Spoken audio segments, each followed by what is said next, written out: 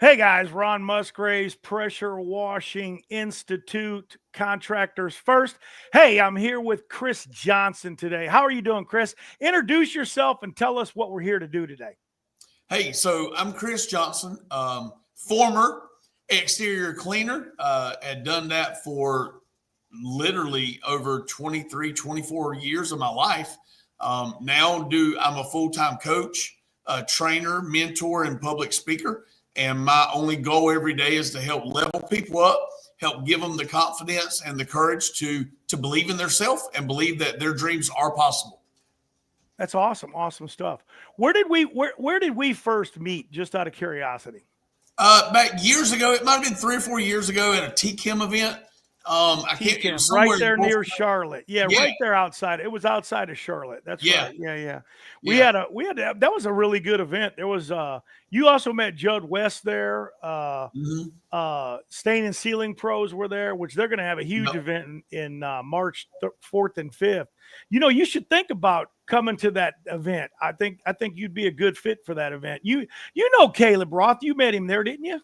I think I did. Yeah, he's he's Yeah. he's he's an up and coming rock star in the wood restoration industry. Well, I wouldn't say up and coming. He's already came and he's doing a really good job of it. I say younger guys Yeah. because anybody that's 35 and younger, that's younger to us. You know Yeah. what I mean? We're Yeah. we're up there now. It's funny because when 25 years ago I made fun of those same kids now that are making fun of me. So I know, right? yeah, it's funny. It's funny Yeah. stuff. Funny stuff. But That's, yeah, I when we were in the green room, you and I were chatting, and I think we ought to rekindle that story that you were telling me about how you met Jeff Price and how this journey all came about, because that's a pretty interesting thing that you've been doing this. You said how many years now you've been doing it? 19? so it was 19 years. I started in 2006 and I ended in 2023, the end of 2023, and went into coaching. And so the reason I started exterior cleaning was literally out of desperation. We had moved. I just recently got saved and met the Lord. And I just come out of an 8-year drug addiction prior to 2005.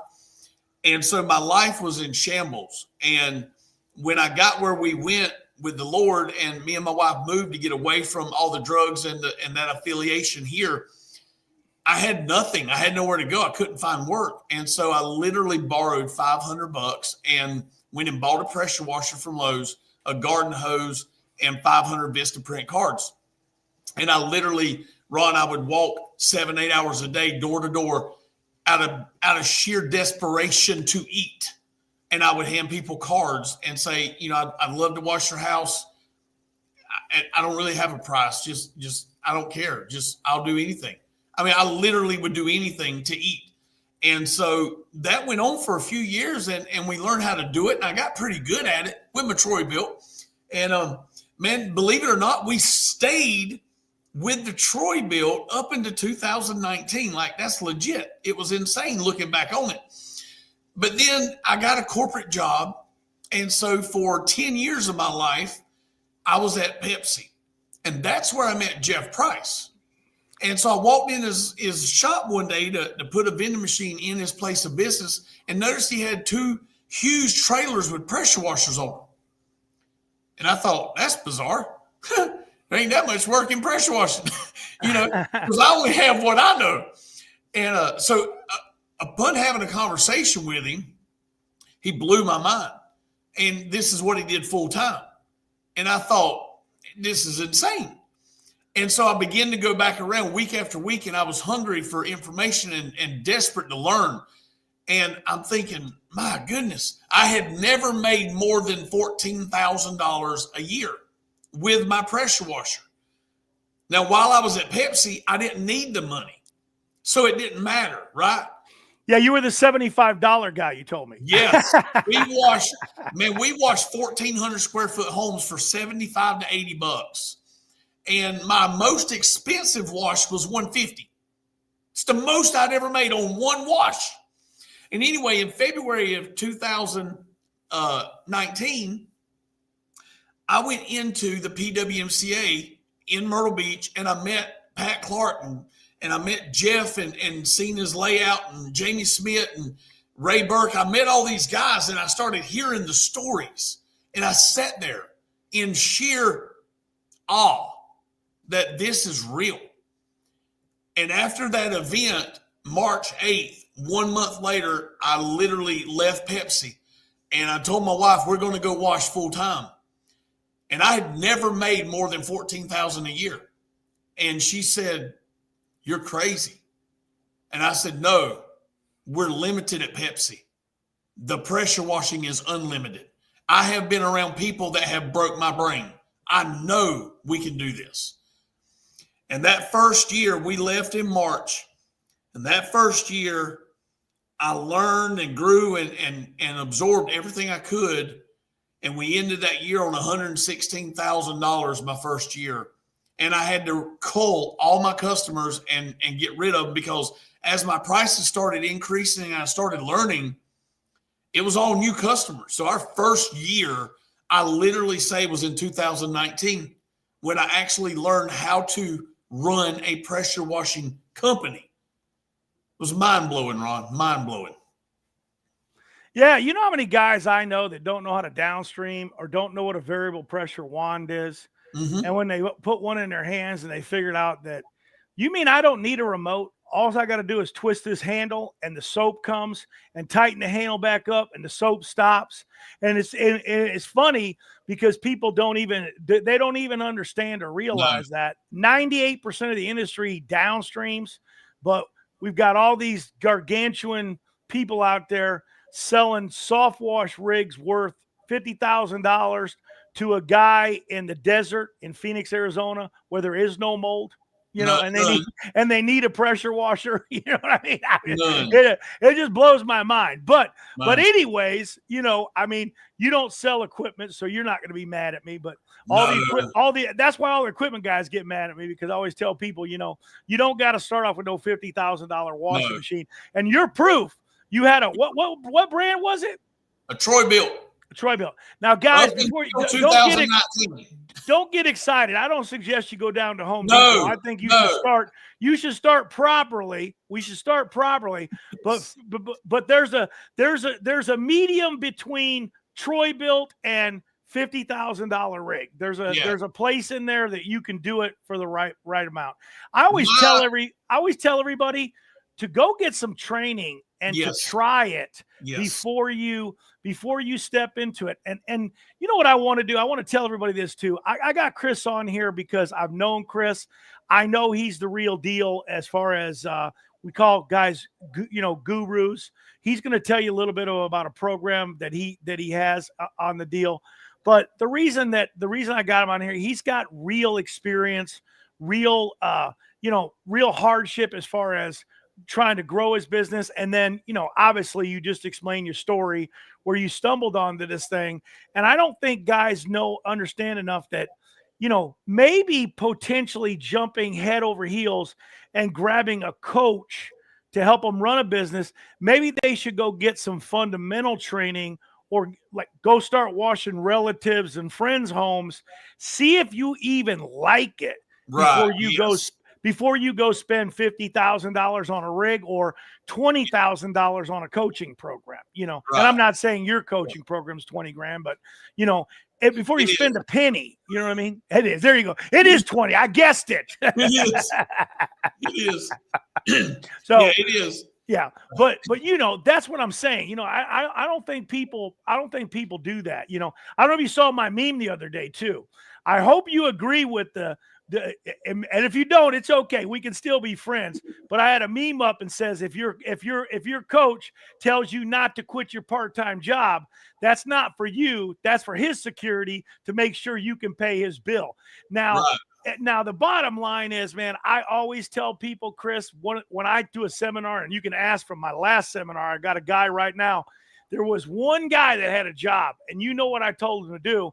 Call his wife up right now. It was a Friday, and I said, honey, this guy's telling me I'm not going to work on Monday. I'm going to go out in the field and start selling pressure washing. Now, I don't know if he did that, But You should. that's what I tell everybody to do. That's going to be one of my 2 tips that I give today. If Yeah. you have a job and you know you want to do this business, first know you want to do it. Of course, don't just jump in and say, "Hey man, I don't want to do this. I made a mistake and I quit my 20-year. I was 4 months away from a pension at my job." Of course, you're 4 months away from your pension. Don't quit your job. Get your pension, then quit your job. But I mean, these guys don't realize that you can't be great if you're doing something part-time. And you're a testimonial of that because you were doing it for 9 or 10 years. And Yeah. and You know what come about though, Ron? After I actually went in full time and I really got serious about it. Our first year, we closed out the year with 116. And year 2, I actually hired a coach. I had a coach in my corner because I didn't know what I didn't know. And I started applying some really cool sales processes. And I was a salesman at Pepsi, but that's corporate sales. That's square footage and ROI on per square footages of a rack standing up with a drink on it. I understood all kind of different math that don't apply to our industry, but I didn't know how to convert it over, right? And when I got my coach, he started helping me shift my mind into per square foot pricing, linear foot pricing, and I was not pricing that way. So my first year, our average ticket was around $250 to $300. That was our average ticket. The year I left the pressure washing world in 2023 to the beginning of 2024, my average house wash was $2,032. In literally 4.5 to 5 years, I grew my average ticket to over $2,000 for a residential house wash. And I did that by system of processes I put in place that I really, that's what I teach people. Is how do you do that? And that's what we're going to talk about today, because that's a big deal. What do you think the number one sales problem is that these guys are having? I mean, what do you think that problem is? The number one problem is they don't believe in what they're selling. They don't believe in the value of what they're selling. They think that washing houses is just washing houses. But see, I look at it totally different. I look at washing houses as a premium offer to anybody because, see, if I was in the HVAC world, I would probably give a lot of my product away because people need air conditioning, they need heat in the winter, and I would feel bad for somebody that couldn't really afford it, and I would give it to them. See, in the pressure washing world, I don't feel bad for anybody because this is a luxury. To wash your house and to beautify your exterior and to remove mildew and mold from your back porch so you don't slip and fall, that's not a necessity. That's a luxury. Mm-hmm. And that's why I aggressively raise my prices, because I truly believe that if you're gonna have a Rolls Royce, you're gonna want the most notable, most expensive, most professional company wash it. If you live in a $400,000 house or a $2 million house, you want the very best, the very brightest, the very most professional company treating and washing and taking care of the beauty of the outside of your home. Give me your number one thing you say to close deals. Let's hear it. Let's hear what do you do? How do you do it? I just ask for it. Literally, like, so I'm a personality profiler too. So I profile human behavior. That's what I do now for a living. And so there's 4 profiles. There's your dominant profile, your influencing profile, and then there's your real steady, loyal profile. Then there's your data or analytical profile. And so as I'm walking a property, I'm analyzing the human behavior characteristics of an individual to see, are they in a hurry? Are they decisive? Are they ready to pull the trigger? Do they not want the fluff? They don't need the sales. And how good have you gotten at it? How really, good? Really good. You size them up in 2 minutes, yeah. 30 seconds? Yeah. Yeah. And so if you got a high D personality, man, all you have to do to close them is literally one of their biggest fears is being taken advantage of. If you know that, I can kill that with one sentence. Hey, man, so I know one of your biggest fears is being taken advantage of, and that's probably happened to you in the past. But I want you to know, you looked us up online and you've seen our Google reviews and you've seen our ratings, and those are real. And here's a list of 10 people that you can call when you get time. I'm going to leave this list with you. These are real people, real phone numbers that we've worked with. I want you to call them and talk to them about our service. But here's what I'm going to do for you. I'm going to cut all the fluff out of it. I'm just going to let you know we can be here next Tuesday, and we will be here at 8 a.m., and we will be on time, and we will be done in one day, and we're going to do everything we talked about today for $3,245. And it's a done deal. And it's a done deal. Because I just hit everything he wanted and thought and feared. I hit it in one sentence. And he's done. Yeah. People don't, I didn't know we were going to talk about personality profiles today.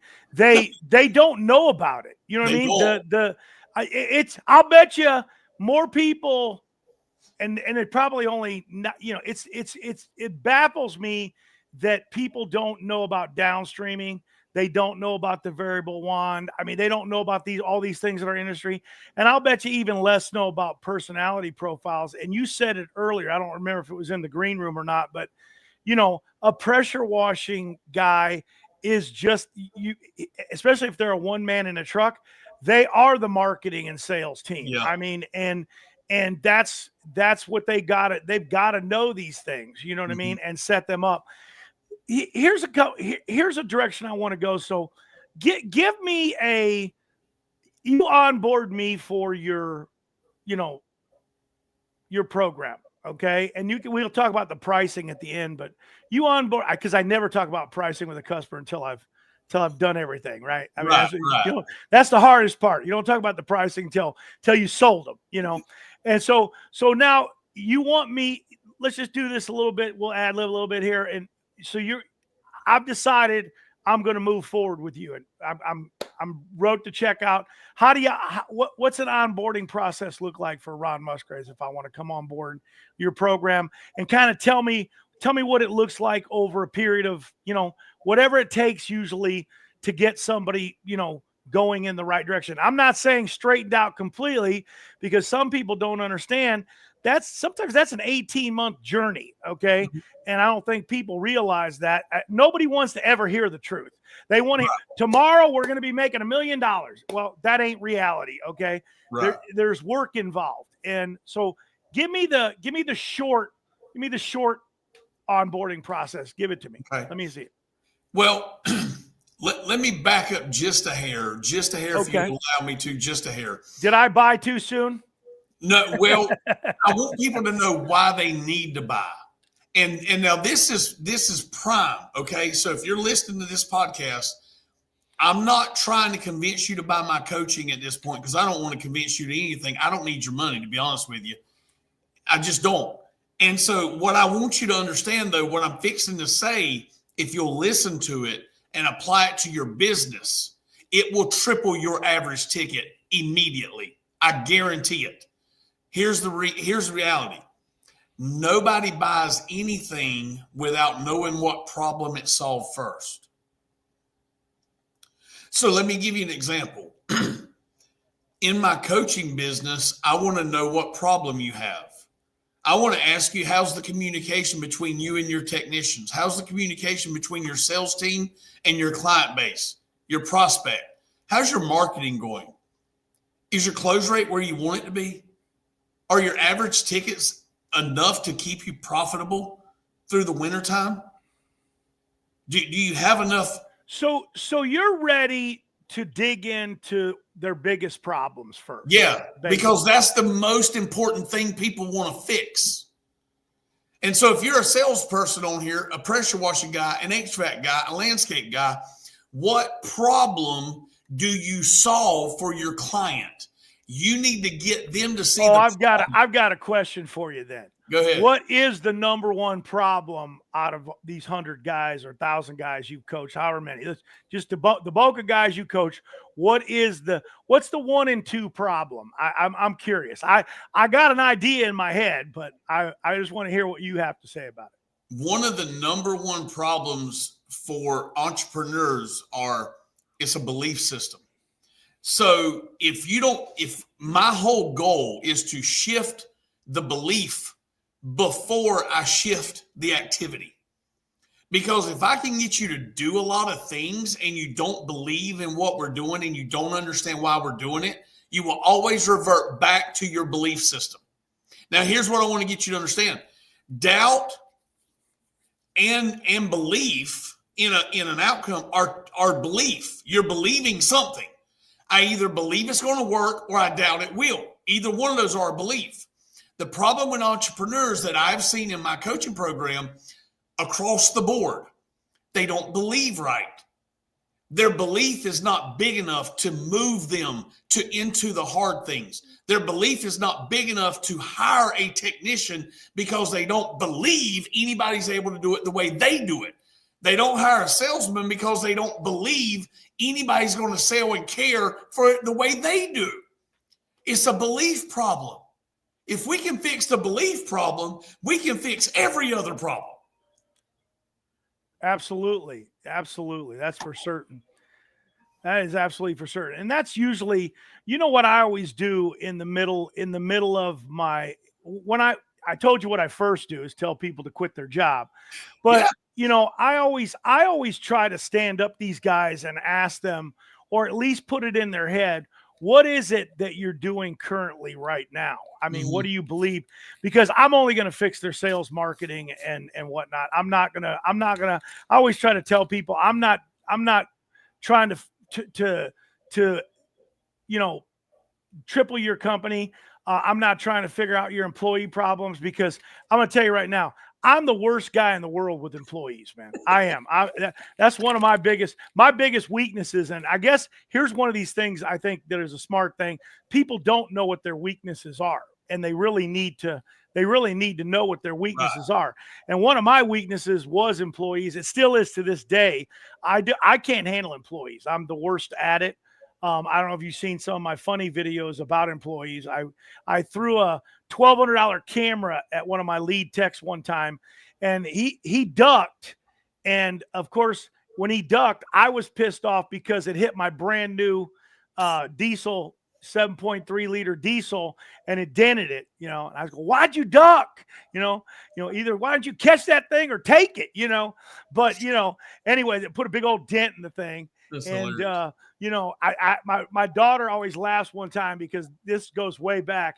I one time had a fax machine stuck on my arm because I punched it, but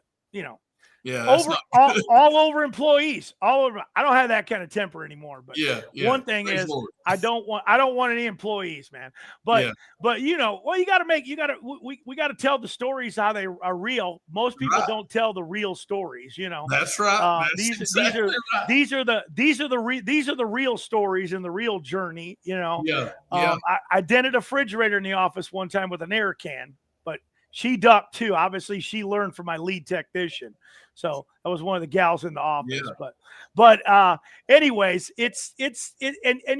one thing I always try to tell these guys somewhere along in my part of the seminar, you've got to make this entire process, if it's not something that you want to make that's going to be enjoyable, then you're doing something wrong. Because I think that people, and I think you'll agree with this, they the first thing they think about sales is they think that it's going to be the cheesy used car salesman type mentality. And if you're selling like that, one, it ain't gonna be no fun for you. And believe me, I don't remember how many people ever walked into a dealership, walked out and said, man, that was great. What a great experience that was, other than they got a brand new car. I mean, did that entire process, I can't even believe that they sell cars like that still. You know what I mean? I mean, it's just, it blows my mind, because it's got to be one of the worst sales experiences. And I always try to pick like the worst one versus the best one. I don't know if you're an Apple guy or not, but you walk into an Apple store and they make the sales process. Nobody's pushing you around. Right. Here's our products.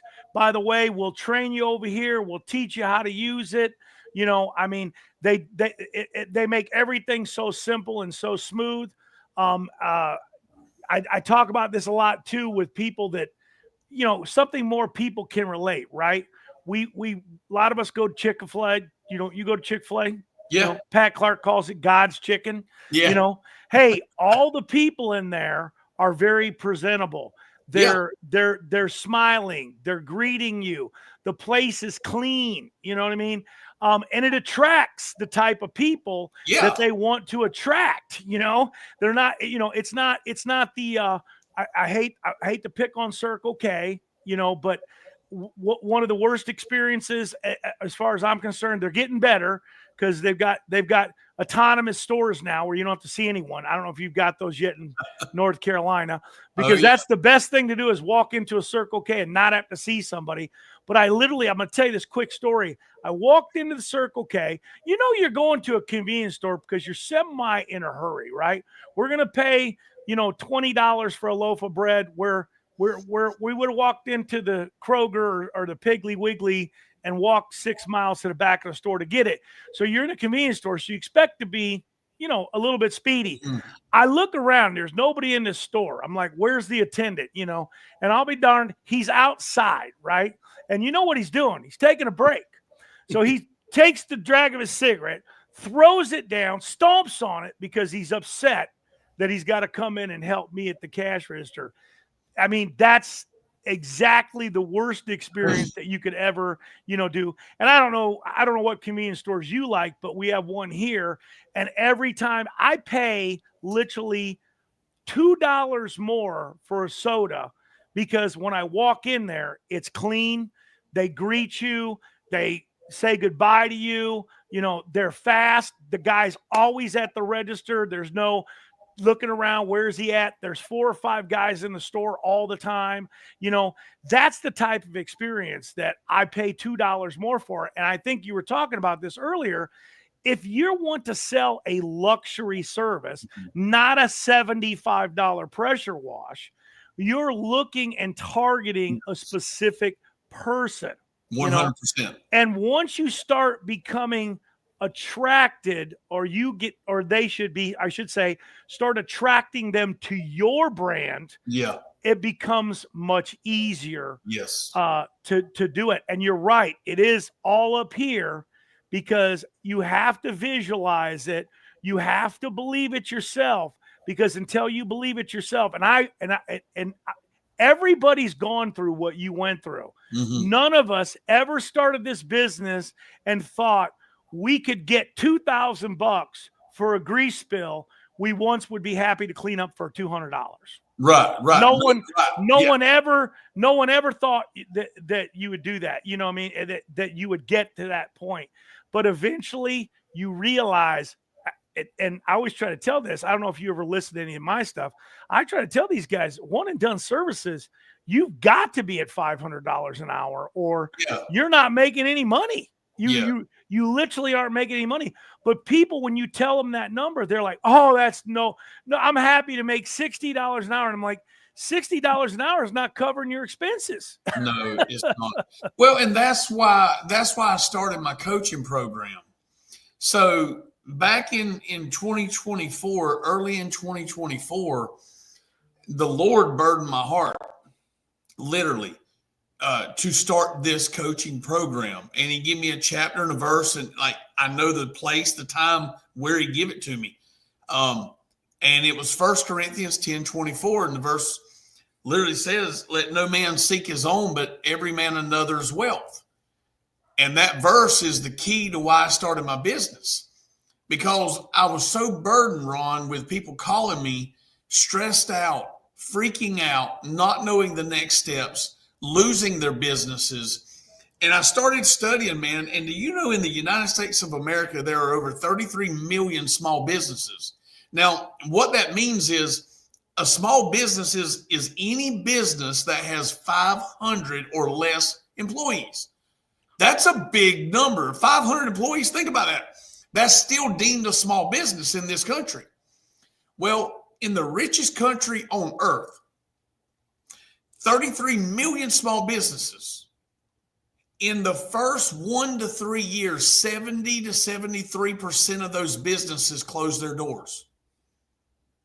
And then other people open the doors and they try again, and somebody else mortgaged their house, somebody else stifled their kids' college fund, somebody else cashed out their 401k to try a hope, a dream, and a prayer on leaving a legacy. And then they burn out and they go out and they fold and they shut their doors. So it really hurt my heart, man, that people literally are suffering trying to do something phenomenal. So that's why I started my coaching business, is if I can help somebody collapse time, if I can help somebody believe faster, if I can help somebody think bigger, man, I get emotional, man, but sign me up. I want to help people fly with less friction and fly higher and think bigger and reach goals that they never even thought were possible.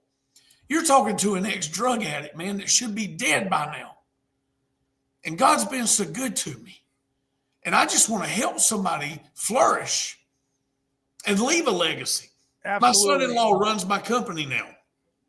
And I'm so thrilled every time I walk out the door and I see his trucks and I see his progress. And I'm like, man, thank God I was able to give something to him to leave a legacy. Praise the Lord, man. Do you realize those numbers you gave? And it's funny because I wonder with the coaching, let's face it, coaching has become a big thing in the last 4 or 5 years, become a big thing.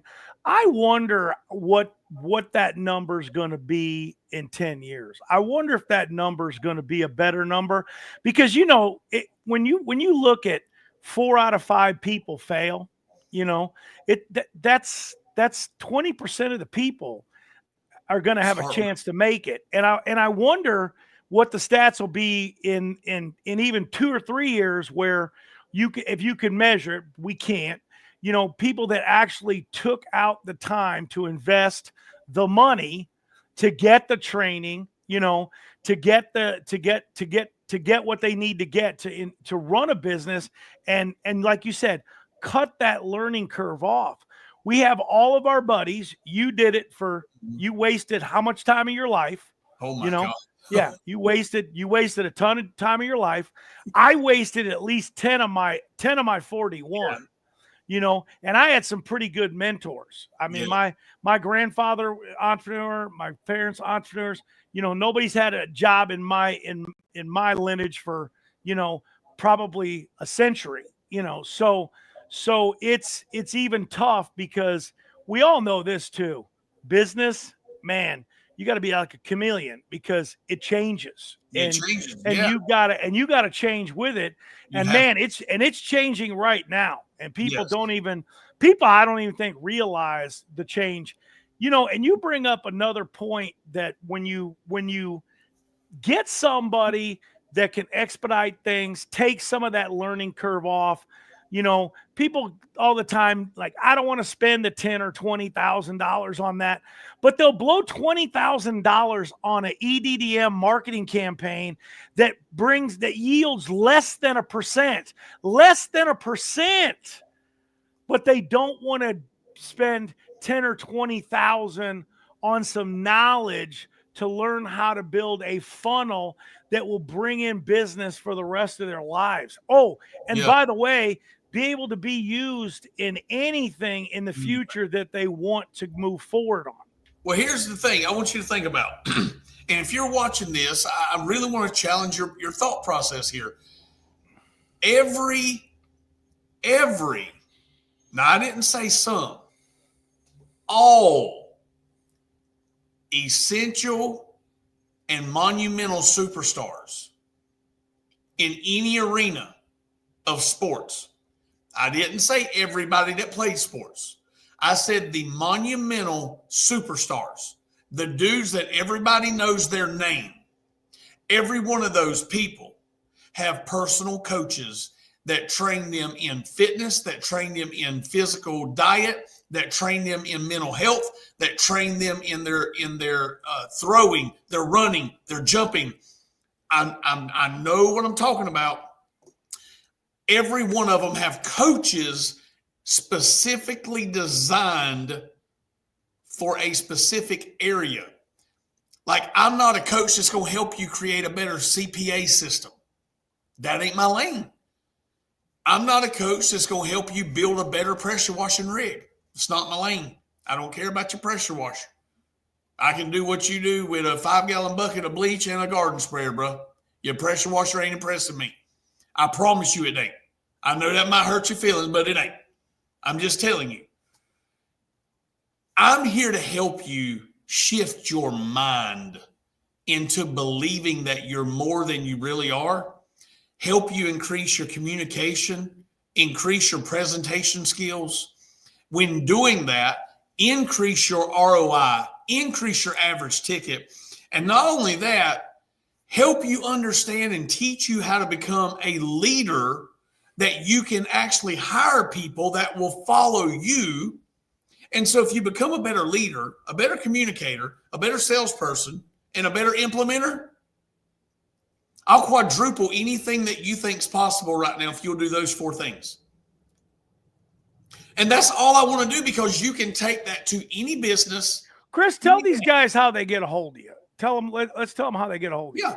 So you can look me up. I'm on LinkedIn, Chris Johnson, or Chris Johnson Leadership, Facebook, Chris Johnson, or Chris Johnson Leadership Services. You can also give me a call. I'll give you my number. It's 843-504-8035. That's my personal cell phone number right here. This is my number. I actually will answer it. And if I don't, I will call you back. Guarantee that. Because I want to help you. I want to serve you. And so that's what I'm here for. And I just tossed up your Facebook so these guys can get a hold of you there. There it is right there, guys. If you guys want to get a hold of it, it'll be in the description after the podcast too. Man, I got to tell you, we went 35 minutes, but I think that was, we went 37 minutes. We only were going to go 30, but we went that. I think we covered everything. I just want to tell these guys one thing, and this kind of goes along with the luxury service thing. I think they'll get it because I've been saying it for years. I don't look for dirty places. I look for clean ones.